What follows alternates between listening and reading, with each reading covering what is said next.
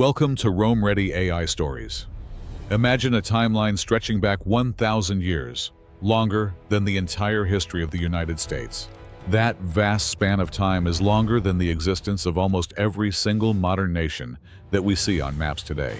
For a millennium, this narrow strip of land by the EC had no independent name on the maps of the world. It was annexed, renamed, restructured, and assimilated repeatedly. To the north, it was just a distant district of a vast empire. But for the people living on that land, it was not a district. It was their home, their soil, and their soul. This story is not just about war or conflict. It is a profound story about memory and the refusal to forget. When the empire looked south in 111 BC, Emperor Han Dynasty decided to expand his borders down to the tropics. The land called Nam Viet was rich in rice, minerals, and controlled the vital trade routes leading to Southeast Asia markets. The benefits were too great to ignore. The Han army crossed the Red River, broke the citadels, and crushed all resistance. Nam Viet collapsed under the weight of the invasion. The name was changed, and officials from the north replaced the old rulers. Roads were built connecting straight to the empire's center. Writing, laws, exams, and thoughts were all re-established according to Chinese models. This was not merely an occupation of land.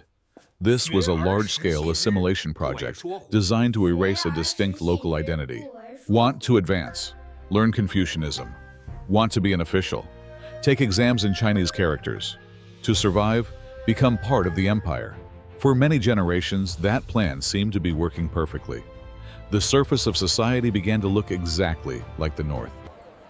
In the cities, the elite class wore Han clothing, read Han classics, and thought using the Han system of ideology. But in the villages, where rice roots cling deep into the mud, a completely different world continued to exist in silence. Farmers still told stories of their ancestors. The native language was still whispered in families, away from the ears of officials. Local gods were still worshipped in small shrines. The surface was silent and compliant, but underneath was a deep, flowing memory. And memory does not die. In the year 40 AD, two names erupted like fire: Trung Trak and her sister, Trung Nhi. When Trung Trak's husband was executed by a Han official, they did not choose submission. They chose to wage a total war. Two women riding elephants led tens of thousands of insurgents. In a rare historical moment, they drove out the northern administration. They declared independence. For 2 years, they were free. It was a glimpse of what could be, a taste of sovereignty. Then, the Han army returned with overwhelming force.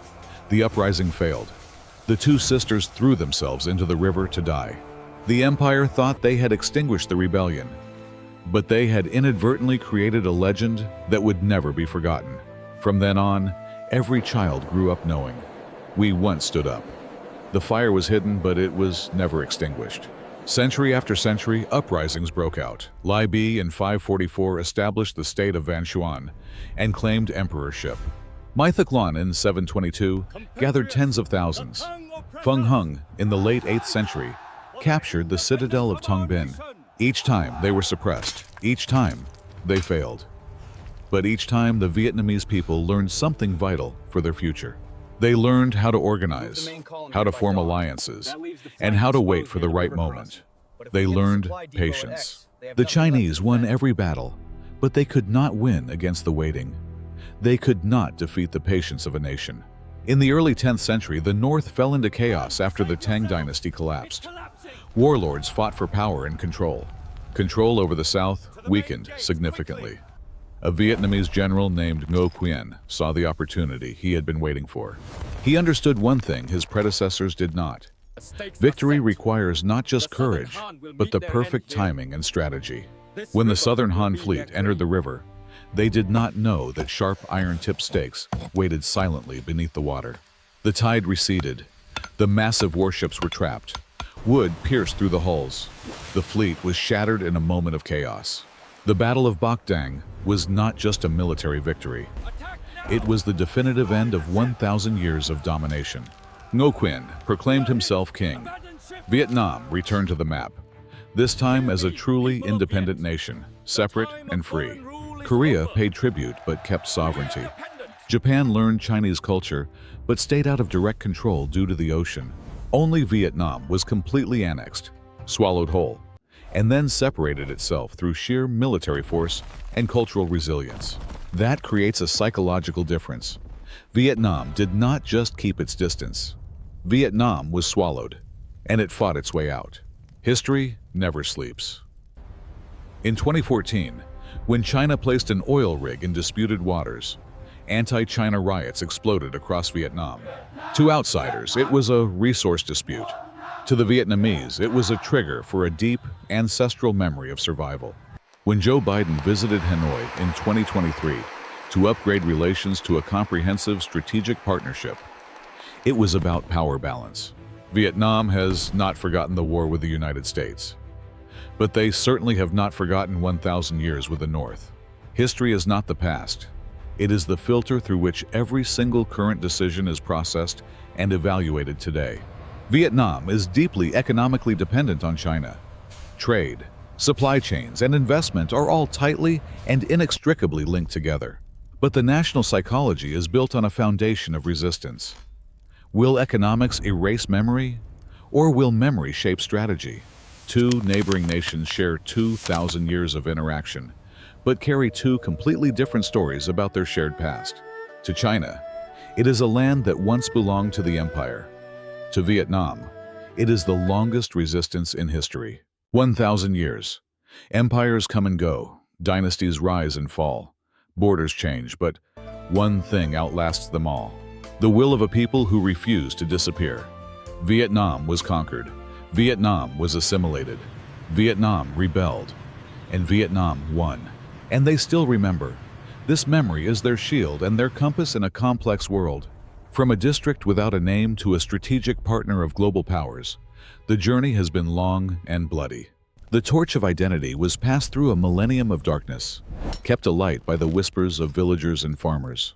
Just like the Red River flows to the sea, the spirit of independence flows through the veins of this nation.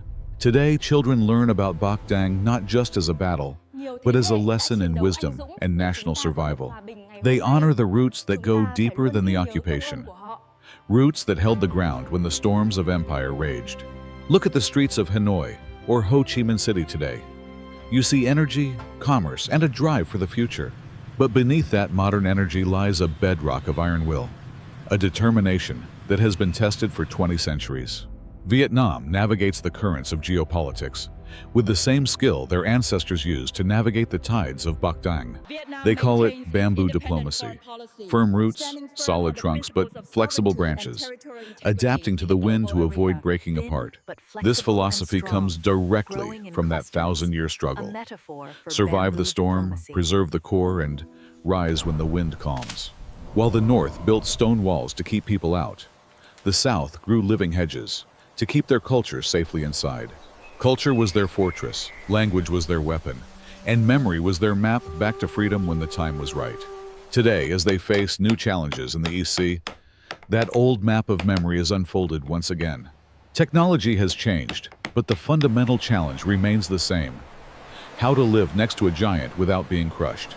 The answer lies in the history books. It lies in the stories of the Trung Sisters, of Ngo Quyen, of Le Loi. These are not just names in a textbook. They are the archetypes of resistance that live in the collective unconsciousness. Independence is not taken for granted here. It is celebrated because everyone knows the terrible cost that was paid for it. The DNA of Vietnam is encoded with the struggle for autonomy. It defines who they are and how they see the world. They integrate but do not dissolve. They learn from the world but keep their Vietnamese essence intact and distinct. This land, shaped by human hands over thousands of years, is a testament to the endurance and labor of its people. Every inch of the border has been defended with blood. Every mountain pass has a story of ambush and defense. Beauty and tragedy are intertwined in this landscape. The peaceful waters hide the graveyards of invading fleets. If the ancestors could see Vietnam today, they would see a nation that has achieved what they could only dream of. A nation that stands tall, prosperous, and independent. A nation that writes its own story on the pages of history. The 1,000 years of darkness are over, but the light of memory will guide them for the next 1,000 years. 1,000 years. A story of survival. A story of identity. A story that belongs to the resilient people of Vietnam. They remember who they are. Thank you for watching Rome Ready AI Stories. Subscribe now to explore more incredible history with us.